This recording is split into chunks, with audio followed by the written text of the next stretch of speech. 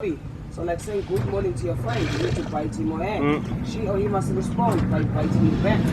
But the problem, if you want to bite me harder, I'll make it show I'll do the same. And that's a belly grunting. That one's coming from the belly throughout the nose. Also it's one of the communication sounds, but more on distance. It sounds like a motorbike. Yeah, guys, someone yawned.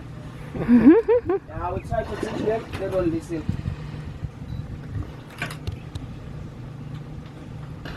And they're so good using each other as a pillow. Yeah. I notice I'm more resting the head on top of the others. So for them, they need to work as a team, like body to body. Firstly, a big hippo can hold the breath up to 10 minutes, just under the water, nice and relaxed. So when it's body to body, you're going to hold the breath 10 minutes.